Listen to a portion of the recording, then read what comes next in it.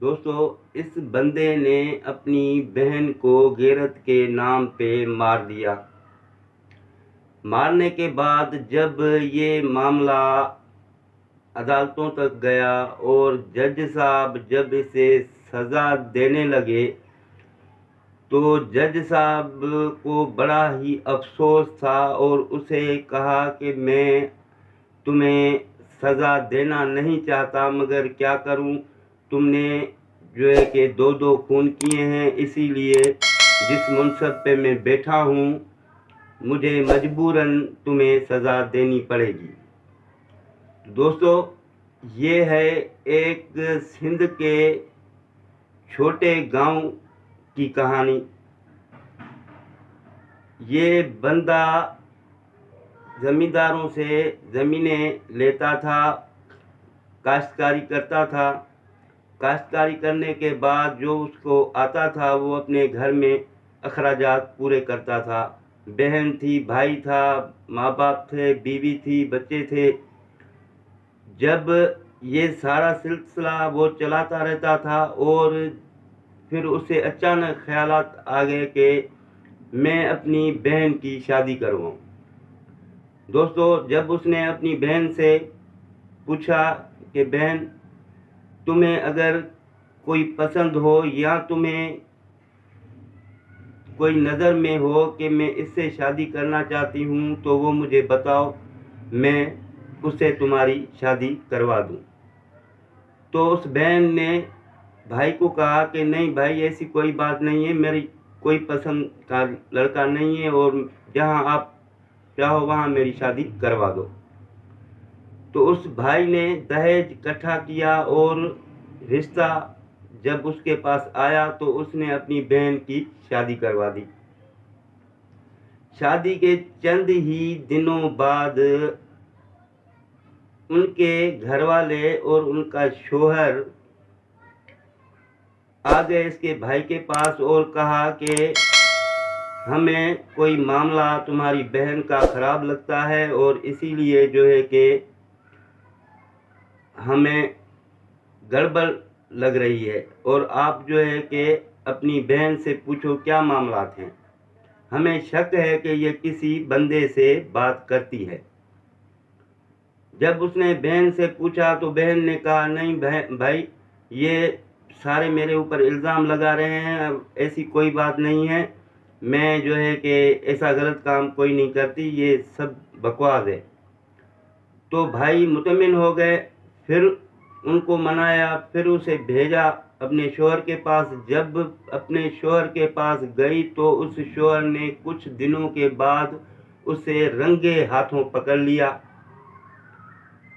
پکڑنے کے بعد پھر وہ اس کو اپنی بیوی کو لے گیا اپنے بھائی کے پاس۔ اسے کہا کہ بھائی، ہم نے تمہیں کہا تھا پھر بھی تم نہیں یقین کر رہے تھے، مگر اب ہم نے اسے رنگے ہاتھوں پکڑ لیا ہے اور میں ابھی اس کو رکھنا نہیں چاہتا، اسی لیے برائے مہربانی اس کو آپ خود ہی رکھو۔ تو اس بندے نے اسی ٹائم اپنے بھائی کے سامنے ہی اس کے جو ہے کہ اسے طلاق دے دی۔ طلاق دینے کے بعد پھر بھائی نے اسے کہا کہ جب میں تجھ سے پوچھ رہا تھا کہ اگر کوئی تجھے پسند ہے، کوئی تمہاری چوائس ہے تو تم مجھے بتاؤ، میں تمہارا رشتہ کروا لیتا ہوں، اور ابھی بھی بات نہیں گئی ہے، اگر تمہیں کوئی بھی پسند ہے تو مجھے بتاؤ، میں تمہارا وہاں رشتہ کروا لیتا ہوں۔ تو پھر بھی اس بہن نے انکار کیا۔ پتہ نہیں کیا مسئلہ تھا، کیوں انکار کر رہی تھی، اس کے اندر کی تو کسی کو سمجھ میں نہیں آ رہی تھی بات۔ جب آگے چلا سلسلہ، عدت کے لیے وہ بیٹھ گئی اپنے بھائی کے پاس، اس نے بھی رکھ لیا اس کو۔ پھر آہستہ آہستہ چلتے چلتے محلے والوں کی شکایتیں آنا شروع ہو گئیں اس کے بھائی کے پاس۔ محلے والے 7-8 جنے اکٹھے ہو کے گئے اس کے پاس۔ اسے کہا کہ بھائی، یہ جو تمہارے گھر میں ایک نیا بندہ آتا ہے عجیب عجیب ٹائم پہ، اور یہ ہمیں جو ہے کہ مناسب نہیں لگتا، تم عزت والے بندے ہو اور تم اپنی بہن پہ نظر رکھو، وہ ہماری بھی بہن ہے، محلے کے ہیں تو ہماری بھی بہن ہے۔ تو اس बंदा आया, उसने अपनी बहन को कहा कि लोग मुझे ऐसे बोल रहे हैं, तेरे शोहर ने बोला, चलो उसको भी मैं नहीं मानता, अभी मुझे मोहल्ले वाले बोल रहे हैं, तो तुम्हारा मकसद क्या है, तुम क्या करना चाहती हो, मुझे समझाओ। मैंने बार बार तुमसे पूछा है कि भाई अगर कोई भी पसंद है तो तुम अपनी पसंद बताओ, मैं वहाँ तुम्हें शादी करवा लेता हूँ, और तुम बार बार इनकार पे इनकार करती आ रही हो। और तुझे पता है कि अगर मैंने कोई एक्शन लिया, अगर कोई नुकसान हो गया मेरे हाथों, तो कितना वबाल हो सकता है, हमारा पूरा घर का सिस्टम ख़त्म और तबाह हो सकता है। इस बात को तुम समझो और ऐसा नहीं करो। बल्कि अब मैं अपने छोटे भाई, तेरे छोटे भाई की तेरे ऊपर ड्यूटी लगाऊंगा कि तुम्हारे ऊपर नज़र रखे। जब उसके ऊपर सख्ती आना शुरू हो गई तो उसके जो आशना था उसने उसको कहा, तो उसने कहा कि भाई अभी तो मैं तुम्हारे साथ मिल नहीं सकती, मेरे साथ बड़ी मजबूरियां हैं, ये है वो है। बाकी एक तरीका है, अगर तुम चाहो तो उस तरीके से हम एक हो सकते हैं। अब लड़की ने उस भाई को अपने आशिक के साथ प्लानिंग बनाकर मारने की प्लानिंग बनाई कि इसको मार देते हैं, उसके बाद हमारे मसले हल हो जाएंगे। तो भाई को मारने की प्लानिंग की। जब रात के टाइम पे ये सोया हुआ था इसका भाई, वो आशना भी आया और उस बहन ने, दोनों ने मिलकर जब उसके ऊपर वार किया तो वो उठा, माशाल्लाह सेहतमंद था, तो वो लड़ा उनके साथ और उसके आशना को भी मार दिया, तो साथ साथ अपनी बहन को भी मार दिया। उनको मारने के बाद फिर उसने पुलिस को कॉल की, पुलिस आई, उसे अरेस्ट किया। फिर उसने अपने वालिदैन से कहा कि मुझे पता है कि ये मैं करना नहीं चाहता था मगर हो गया मुझसे, और अगर मैं ये नहीं करता तो शायद वो मुझे मार देती। तो मेरी बहन को ये सब करना था, इसीलिए उसने किया है, मैं नहीं करना चाहता था।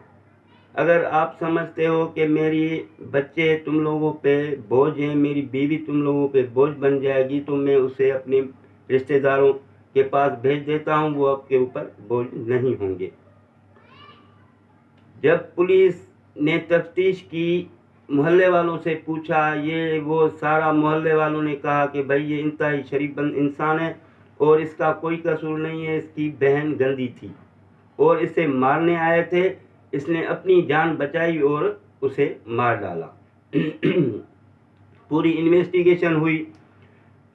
जब ये मामला अदालत में पहुंचा तो जज साहब के पास पूरी पुलिस की रिपोर्ट आ गई, ये वो, तो जज साहब ने देखा और जज साहब बहुत ही अफसोस और में था और उसका दिल रो रहा था और उसे कहा कि मुझे बड़ी तकलीफ़ हो रही है तुम्हें सज़ा देते हुए, क्योंकि तुम बिल्कुल बेकसूर हो, और जो है कि चलो तुम्हारी बहन का खून होता तो तुम अपने घर वालिदैन से भी सुलह करवा के कर लेते सिस्टम, मगर जिस आशना का तूने खून किया है उनके घर वाले तुम्हें माफ़ नहीं कर रहे हैं।